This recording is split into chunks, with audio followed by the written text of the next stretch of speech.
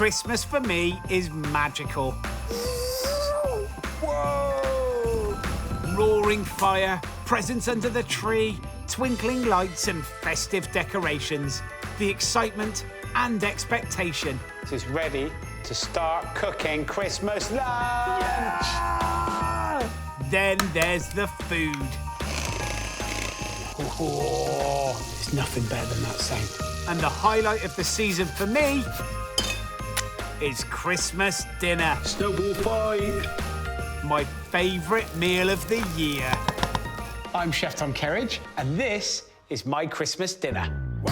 I'm going to take you step by step through my Christmas menu. Time to roll me balls. And the star of the show, well, it's got to be roast turkey.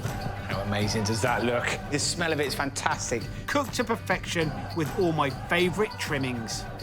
Pork and black pudding stuff in balls, maple glazed pigs in blankets, honey mustard roasted carrots and parsnips, and the most golden, crunchiest roast potatoes ever.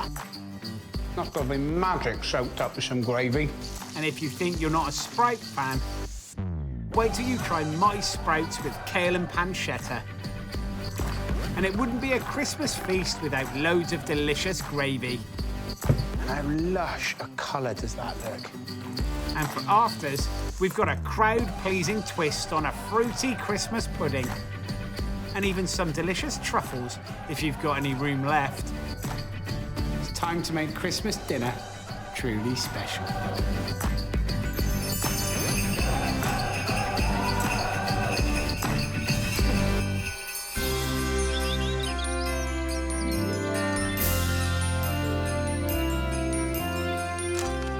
It's Christmas Eve morning.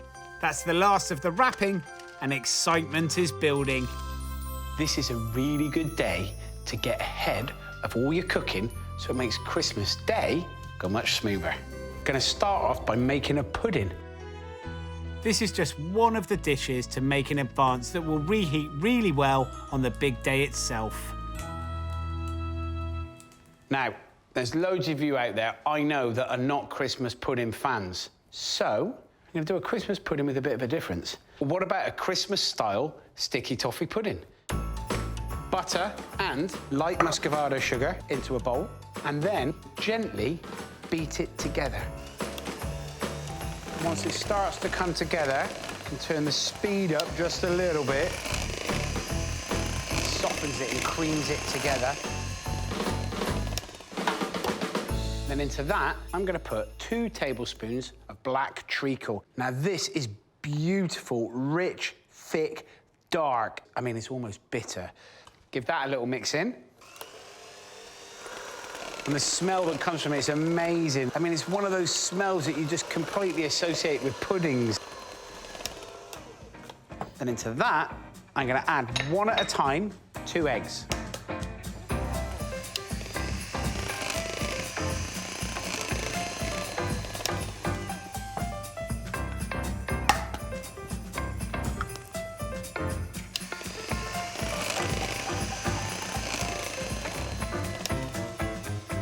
Just make sure it's all mixed in.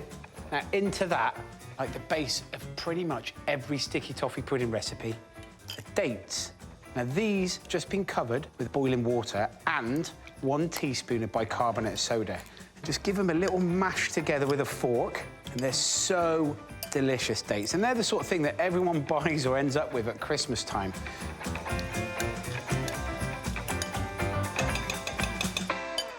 Now, I've also got here some mixed dried fruit. Got that, Dan? Mixed dried fruit. Now, the nice thing about this is this has been soaked in rum. Happy, Dan? Very. There we go. Rum-soaked dried fruits. That goes into the mix. Give it a little stir together. We're gonna put a teaspoon of vanilla extract. And that vanilla flavour works beautifully with the dates. So now you can see this mix. It looks like it's curdled and it's split, but don't worry, okay? Because now we're gonna add flour to it. And what happens is the flour binds it all, it brings it all back together. And the flour we're using is self-raising flour, so it's got a raising agent in it. So as we bake these, they will puff up and go light and airy, but still have that kind of rich solidness that you love in a sticky toffee pudding and a Christmas pudding. At Christmas in my house, I normally do a Christmas pudding, and then I also have to do another pudding as well, because there are Christmas pudding haters in our house, believe it or not. But this Christmas, I only need to make one pudding, because everybody likes sticky toffee pudding, and we're just going to say it's sticky toffee pudding with Christmas fruit, and it saves you so much work. I'm loosening the batter with a little milk, and I'm going to fill individual pudding moulds. Now, I've buttered them and then dusted them with flour and then kind of emptied it out so they don't stick when it cooks. You could do one large one if you wanted to. You could do it in a baking tray, but it is Christmas, so we are going to do it a little bit special. Make sure that everyone has one each. If you spill a little bit, don't worry. I look forward to Christmas so much, whether it's in the restaurants or at home, and the noise and the energy. So kind of creating and cooking on Christmas Eve, that sense of anticipation, and it's such a special time, particularly if you love cooking, most importantly, eating. To finish off the puds, use a spoon to flatten the top, which will then become the bottom when we turn them out. Now, in the restaurant, we probably weigh each mix out so that each one was exactly the same. But you know what? At home, I'm just using my eyeballs. They all look about the same. It doesn't matter. We're all friends here. And family. So they're ready to go into a preheated oven, 160 degrees fan. I'm going to cook them for around about 25 minutes.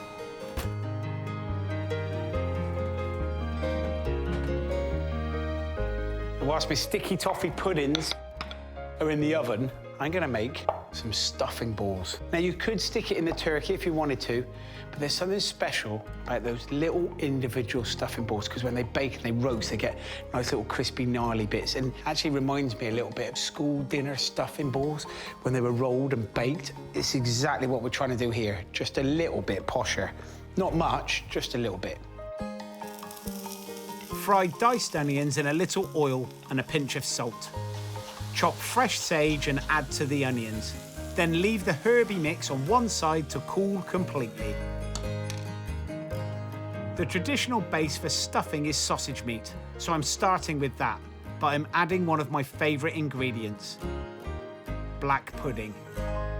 There may be quite a few of you that are anti-black pudding, but I think that's probably because it's just in your head of thinking about what it is. It just gives it another layer, texture, flavour, and also you haven't actually got to tell anybody that it's in there. They will just go, this is the best stuffing I've ever had. It could be our little secret. Add breadcrumbs, the zest of a lemon, some freshly grated nutmeg, and a teaspoon of dried mixed herbs. When the onions are completely cold, mix them in. Time to roll me balls.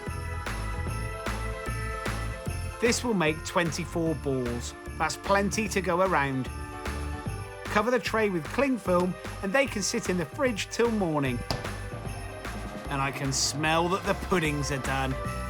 And these guys look amazing. They've risen up just a little bit. They smell fantastic. I'm going to leave them to cool all the way over there so I'm not tempted to pinch them. There's another important part of the meal you can easily make the day before. Making gravy on Christmas Day is probably one of the things that most people slip up on, because you take the turkey out, you leave it to one side, and then you start messing around with the tray, and everything's like chaotic and messy, and you're trying to reheat everything. Actually, this solves all of those problems. Get the gravy made the day before. Start by throwing some streaky bacon onto a base of veg. Onions, carrots, celery, and leeks. And into that, some chicken wings, OK? Now, this is where you're going to get beautiful flavour. We all love the flavour of roast chicken. Where you get that flavour is by giving it a good whack of heat in the oven. You don't want it to stew, you want it to actually roast. Pinch of salt, a couple of twists of pepper, drizzle of oil. Then it's going to go into a preheated oven, 180 degrees fan, and roast it for about an hour. Then I'll turn it around a little bit and roast it for another half an hour until they're caramelised, crispy, coloured, rich in flavour, and all those natural sugars from the veggies have kind of seeped out and gone all soft, and all those juices come from the bacon and the chicken. There we go. Get it in focus. We on the shot? All right, going in the oven. And while that tray of goodness is roasting, there's plenty of time to enjoy more of this special family day. Jingle bells, jingle all the way. Oh, it is to ride on a one-horse open sleigh. Good skills. OK. My chicken bones have been roasting the veg for an hour and a half, and look at that. Dan, look at that. You got it? Onto the stove. I'm going to put the heat on. I mean, it's like a lush kind of roast dinner all in one tray, isn't it? Bacon, chicken, roast carrots, except we are now going to turn this into our gravy. I'm adding more flavour with herbs. Thyme, bay leaves. It's a big one, isn't it? And rosemary. Then sprinkle in plain flour. This flour is going to be the thickening agent, and it's such a traditional way of making gravy. Reminds me of my Auntie Jenny. She always used to make amazing chicken gravy like this. Now add half a bottle of white wine and chicken stock. Bring to the boil and then lower to a simmer. Now, it looks like there's a lot, but honestly, the last thing you want to run out of on Christmas Day is gravy. Or sweets.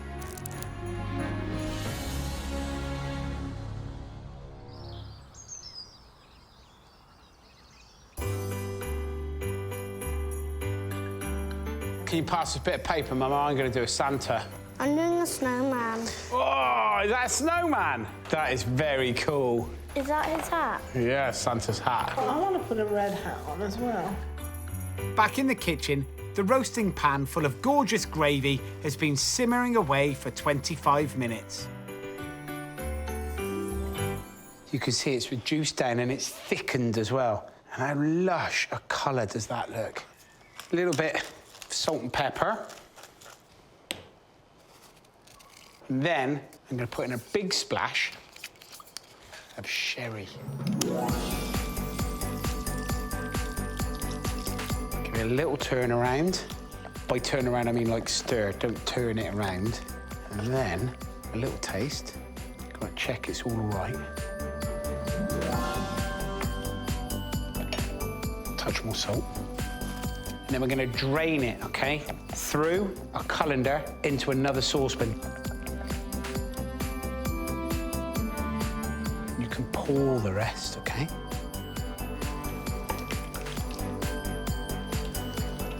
And then with your ladle, just squeeze, OK? You want to squeeze every last bit of gravy out, because that's all about the flavour. And just keep pushing. Lift the colander out. I'm just going to pass that through another sieve.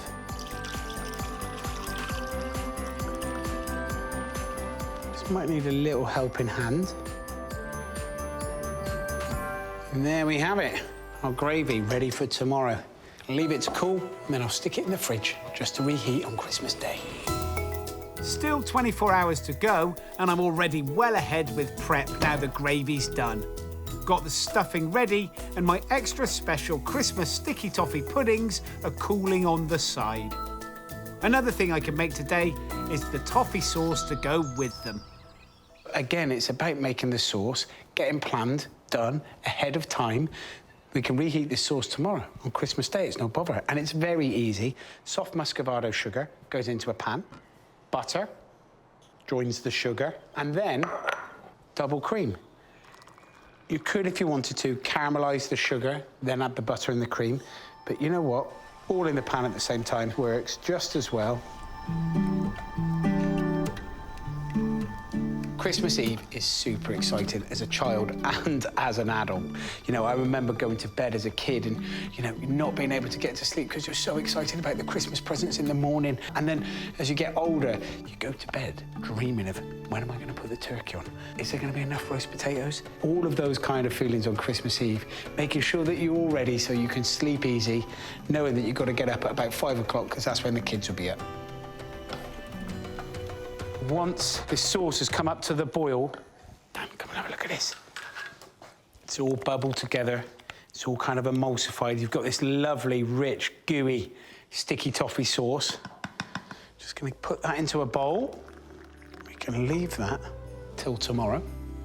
But why no tomorrow? I've only got 6 people coming, but I've got 8 puddings, which means that I can taste one now, just to make sure it's going to be all right for Christmas. Fruity, dark and delicious, these sticky toffee Christmas puddings will just need reheating in the oven for a few minutes tomorrow lunchtime. Get in there. Oh, as if I wasn't looking forward to tomorrow enough already. The caramel sauce tops them off, and a spoonful of vanilla ice cream is all you need alongside. And shh, you don't have to make that. Gym on Boxing Day. Gym on Boxing Day.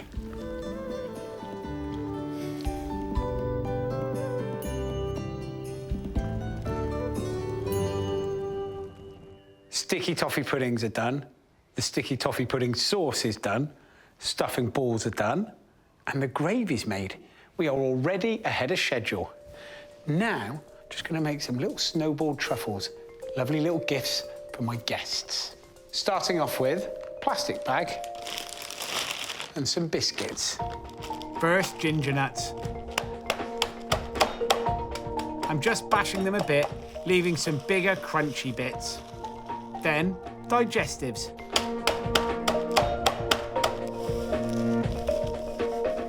Add cocoa powder and condensed milk and mix the whole lot together. Take a sort of golf ball-sized lump of the mix and roll in desiccated coconut. Snowball fight.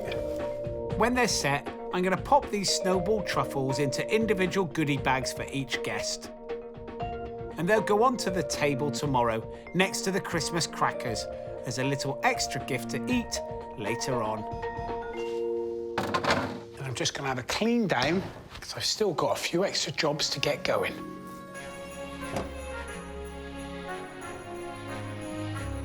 So, roast potatoes for Christmas Day. Well, I'm going to get them pretty much cooked all the way through on Christmas Eve. So the last bit we need to do is just roast them, OK? Just get them coloured and get the first part of their cooking done now. Now, when it comes to roast potatoes on Christmas Day, don't be shy. Do extra, because if there are any left over, you can use them on Boxing Day for bubble and squeak. Cut them all around about the same size. They go into the water. Good pinch of salt. And then here, see that, Dan? Saffron, OK? Now, saffron is amazing for colour, all right? The flavour is fantastic and goes so nicely with potatoes. But colour-wise, it'll seep out into that water and just give them a really deep, rich, kind of golden orangey glow. And then, rosemary. 2 sprigs. Just going to stick that into the water as well. Turn the heat on, bring it up to the boil, then lower it, gently simmer it, poach those potatoes for around about 15 to 20 minutes until they're just cooked. Whilst the potatoes are on, I am going to make my pigs in blankets. Very, very easy to do. Get yourself your bacon onto a board and get a knife and stretch it. And what that does is it breaks the bacon down so that it won't shrivel up too much when you cook it, all right? So it won't unravel. Then get your sausage, stick it on the bacon and wrap it up. Like we haven't wrapped enough presents as it is. I want to make these special by giving them an extra layer of flavour when they're cooked. But you'll have to wait until Christmas Day to find out my secret. Pigs in blankets done. They're going in the fridge as well, ready for tomorrow's roasting.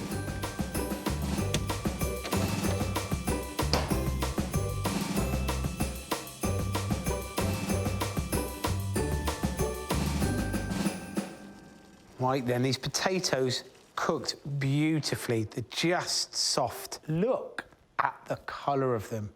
Golden, beautiful, stunning. And the smell that's coming off that with the rosemary and the saffron's amazing. I'm just going to pop them onto a rack and leave them to steam dry. Take your time, don't break them up. Some of them that will naturally fall apart, but that's okay. The last thing you want to do with these is put them in a colander and bash them about, because if you do that, you break them all up. You turn them into mash. You want them to still hold their shape, because what you want is those little angles and edges all around the potatoes. Those are the bits that are going to go crispy and crunchy. So if you bash them up too much, they soften and go rounded. That's not what you want. You want angles, jaggedy bits.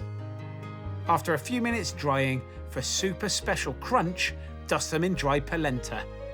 And this polenta is just a bit of a skin that will crisp up and crust up really nicely and ensure that you have amazing and incredible roast potatoes tomorrow. Golden, rich in colour, fantastic flavour from the rosemary and a pinch of that saffron.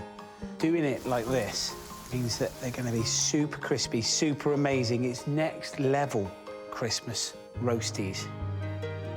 You may know that I think Sunday lunch is the best meal of the week. Well, Christmas dinner is the best dinner of the year. These wonderful golden potatoes can sit in the fridge overnight, or anywhere cool if you're struggling for fridge space. The stuffing's made, the gravy's made, and so are the sticky toffee puds and sauce. All ready for tomorrow. Happy days. That's me done for Christmas Eve. Half the cooking for Christmas Day is already boxed off. Just last little check on the turkey. Yep, she's still there. I'm gonna go and watch a cheesy movie.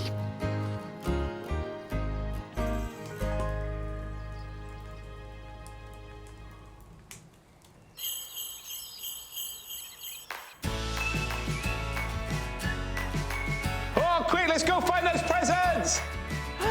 What does that say? Tip-top wrapping. Oh. Oh, I think it's a buzzing game. Can I play it right now? Yeah, of course we can. You got to get it from one end to the other. Oh, oh, oh!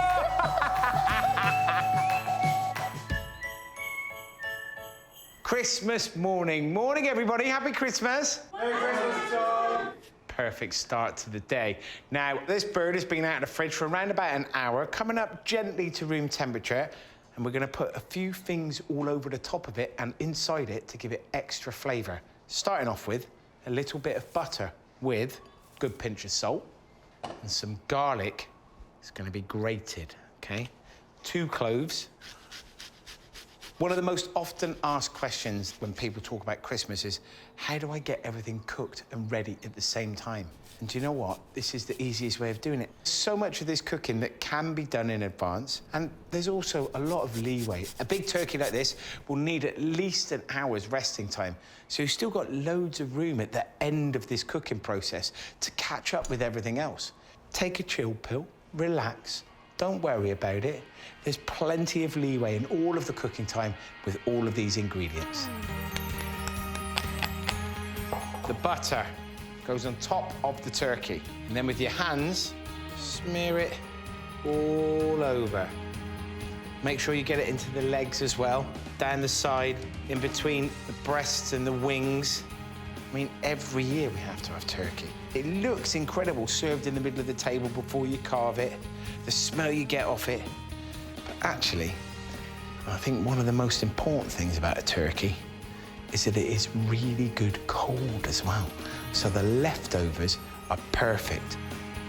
And for extra flavour, I'm putting an onion and rosemary inside the turkey. That onion will release its own kind of juices and steam, trying to keep those breasts and legs nice and moist. And another tip here is to flip the bird over for the first bit of cooking. I mean, gravity. As it cooks, juices will drop down. Now, if it's turned the other way round, the juices are dropping down into the bit where it's the backbone. If you flip it this way, the juices will cook and drop down, and they will just sit there in those turkey breasts, keeping them really nice and moist and flavoursome. A 6 kilogram turkey like this will easily feed 10, so there'll be loads of leftovers. I'm giving it a blast of heat for the first 20 to 30 minutes to kickstart the cooking at 220 degrees fan. Then we'll turn the oven down to 180 and roast it for a further hour, 45 minutes, and then we'll flip it over and crisp it up. The turkey's had its initial hot blast, so oven down to 180 fan. And as I've got nothing to do for a bit, let's see what Father Christmas has bought me. This is called Poo Head. Thanks, Santa. Oh, it fits so well. Don't get too carried away, though.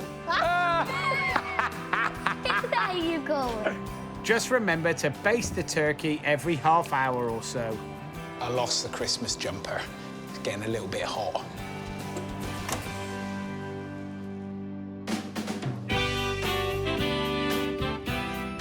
The turkey's had its upside down cook. Now it's time to turn it breast side up. Here we go. See, wasn't that difficult? Back in for another 30 minutes. Crisp up. And that's enough time for a couple of rounds of my new favourite Christmas game. Why don't you come and have a go at being Poo Head? Oh, that's beautiful. Ready?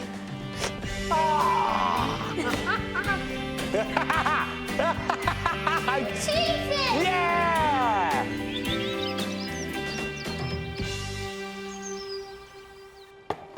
How amazing does that look? The smell of it is fantastic. And now, I'm gonna rest it for an hour. 40 minutes if you want, hour and a half, don't really matter.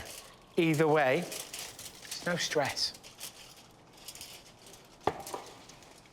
And now it is time to roast these guys. Now, if you remember, cooked them yesterday, dusted them in polenta. Now that's kind of already formed a crust on it. That's gonna be very easy to make nice, crispy, crunchy, delicious roast potatoes.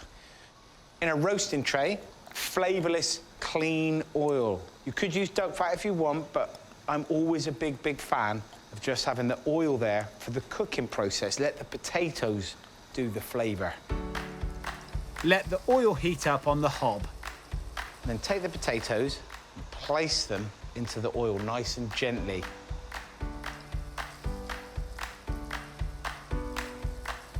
And we're getting ahead of ourselves here because the potatoes can be roasted, ready, done, left to one side, OK? You can get them back in, reheat them.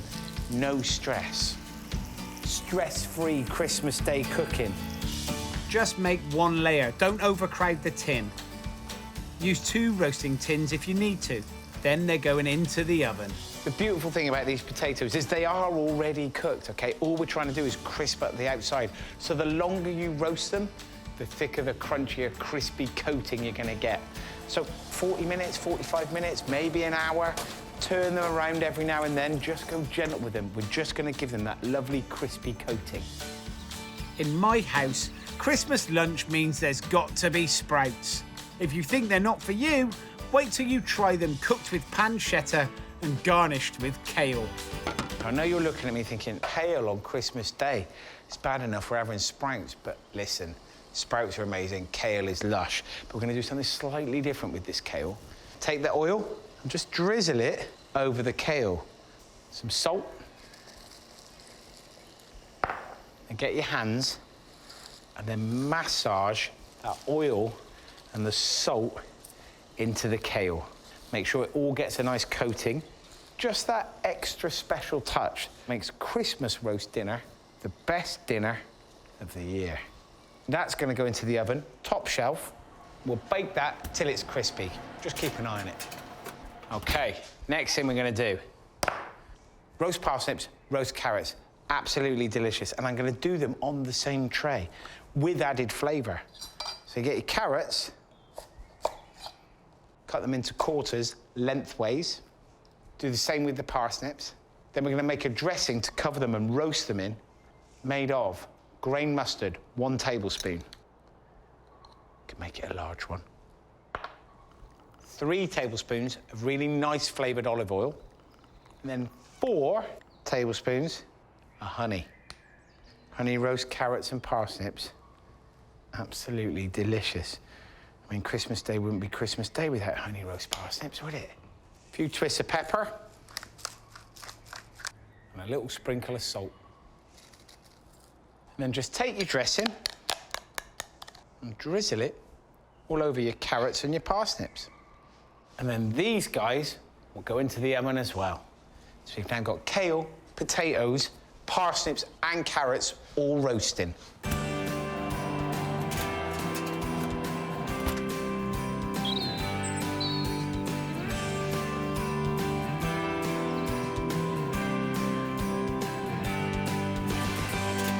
Kale is lovely and crispy. Look at that.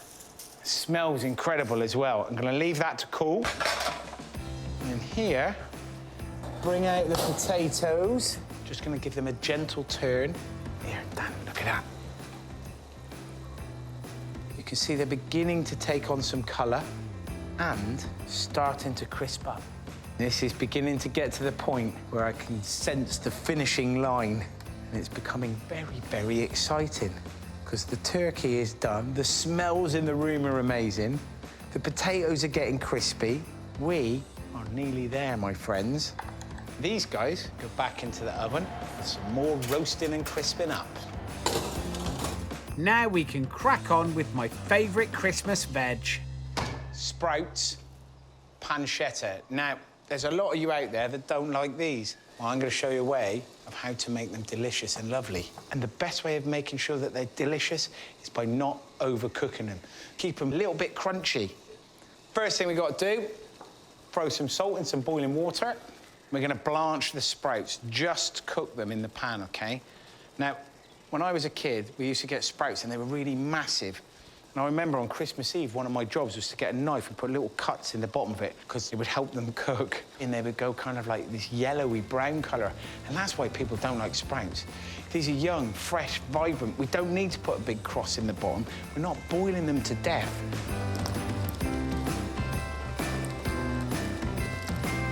Whilst they're boiling away, just going to put this pan on the heat. And I'm going to put the pancetta in. No oil, nothing in it, OK? We're trying to render out that lovely flavour of the fat that comes from the pancetta. If you haven't got pancetta, don't worry. Bacon lardons would be great. Or strips of streaky bacon you might have left over. Just chop it up and put it in. We're not worried about what it looks like here. What we want is that flavour. After just 5 minutes, plunge the sprouts into iced water to stop them cooking.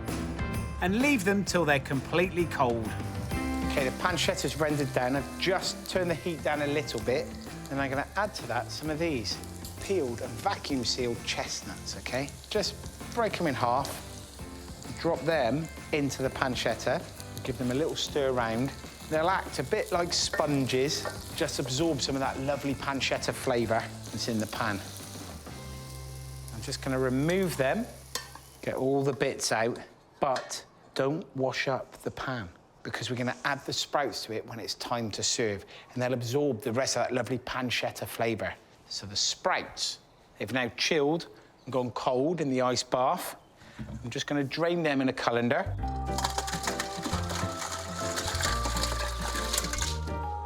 Little runaway one.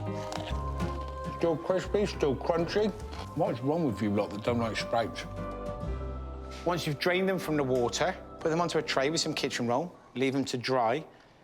We're going to reheat them with chicken stock, butter, the pancetta, the chestnuts, and the crispy kale.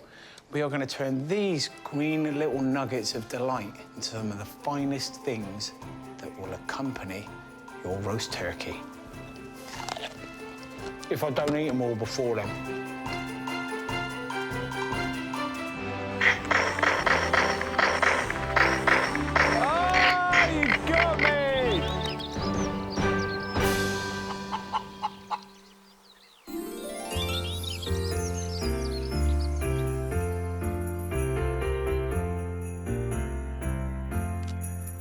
My family and guests are getting hungry, but there's still time for a quick party game before I finish the cooking.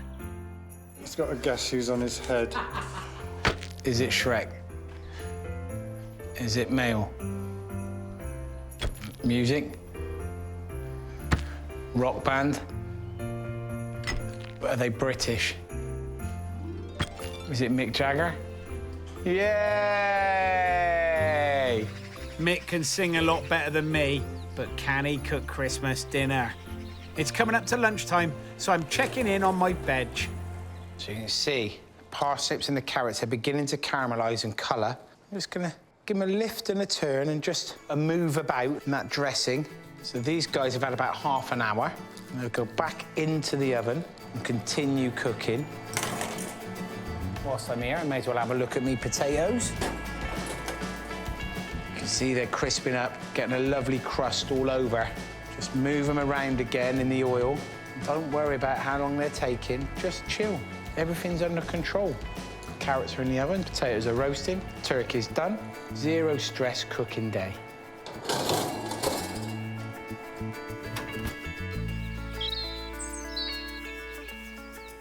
Okay, my potatoes are out, my carrots and my parsnips are out. The oven is free. Time to put in the pigs in blankets that we wrapped yesterday. And I promise to show you my secret to making the most glorious pigs in blankets ever. You're gonna love it. It's maple syrup. I've got a little bit of it here, and I'm just gonna brush on a layer on top of each pigs in blanket. Is that the singular of them? Pigs in blankets. It's a pig in a blanket. You know, that kind of salty, smoky flavour from the bacon and then the sweetness you get from maple syrup is incredible. And they're gonna go into the oven. I'm gonna cook them for around about 15 minutes, and I'm gonna turn them and brush the other half, okay? Also, to join them are our stuffing balls. Again, made them yesterday.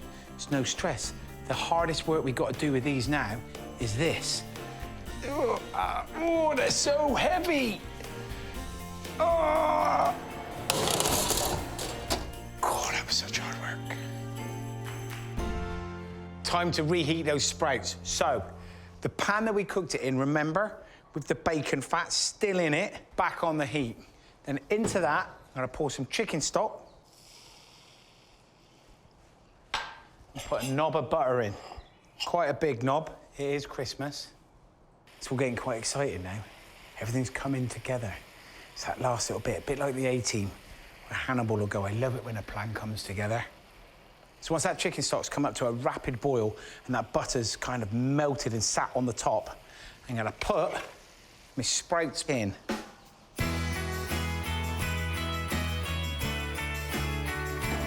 Toss them in the buttery chicken stock for 5 minutes. And then add the pancetta and chestnuts and stir as the stock reduces. Have a couple of minutes to turn and glaze the pigs in blankets on the other side.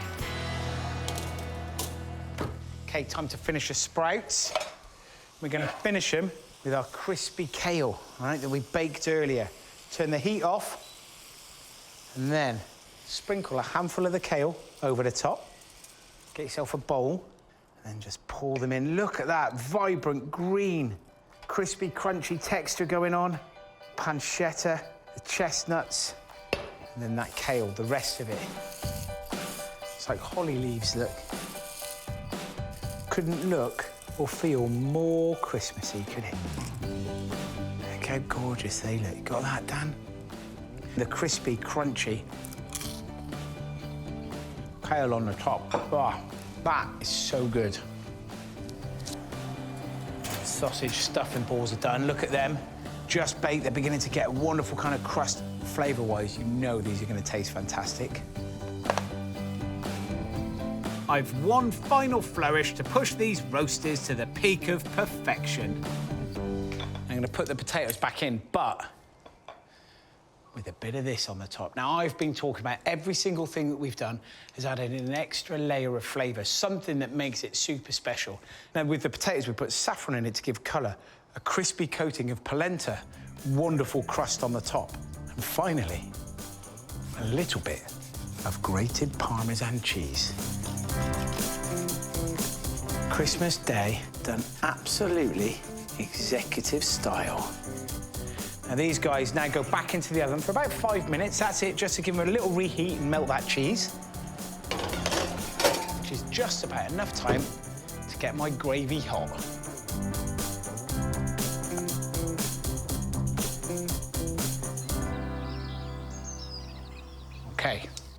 start sticking everything into plates and bowls now, ready to serve. I'm gonna pack them right in. Oh no, what a shame. There really doesn't appear to be any room to fit this last one in.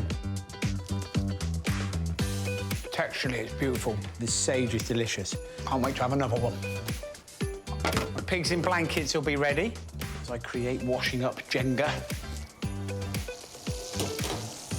Oh, look at them. There's nothing better than that sound. Come on, get your mic in.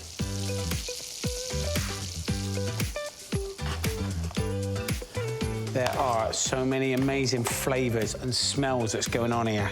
It's getting emotional. If I walked into one of my pubs or restaurants and saw a washing up stand like that, I would go absolutely bananas. However, it's my house, it's Christmas Day, and someone else is doing it. Oh, golden, crispy, crunchy, cheesy. The perfect roast potato.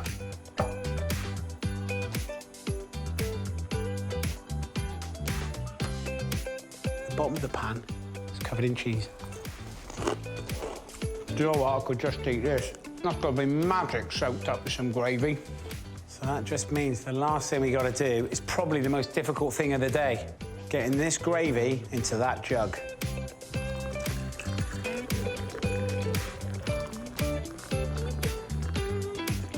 It's gravy to the top of the jug.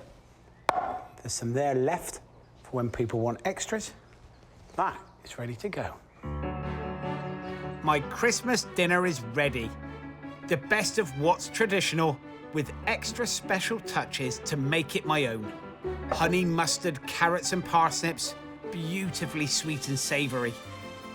Crunchy baby sprouts with pancetta and chestnuts, topped with a rustle of crispy kale.